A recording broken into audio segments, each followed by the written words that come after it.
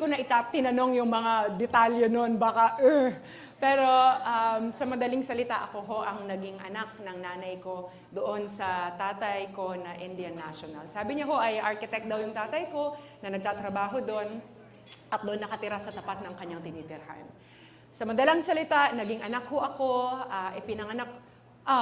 bago ho ako ipanganak, ang sabi ng nanay ko ay pinauwi siya ng kanyang employer dahil na lamang buntis siya. At doon ho sa kanila ay illegal ho yung kanyang sitwasyon.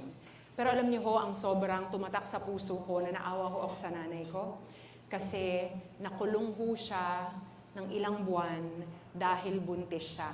At ipinanganak niyo ho ako sa hospital facility na kung saan yung kulungan ng mga tao na kinukulong dahil sa kung anumang pagkakasala nila doon sa bansang yun. Sabi ng nanay ko, nakikita niya daw yung mga babae na nilalatigo sa likod, pero sabi niya, alam mo anak, hindi nangyari sa akin yun kasi nga buntis ako, so hindi ginawa sa akin yung mga parusa na ginagawa dun sa mga babae. Hanggang sa ipinanganak ako, hindi daw ako nahawakan ng tatay ko. Pero nakita ng tatay ko yung litrato ko bilang bata at mula ho noon, parang pinayagan ng umuwi ng nanay ko ng Pilipinas hanggang sa umuwi siya dito. Hanggang siguro mga 3 years old or 5 years old, nagpapadala naman ho yung tatay ko ng sustento. Pero nung siguro nagkaroon na rin ng pamilya yung tatay ko, nahinto na ho yun, yung sustento.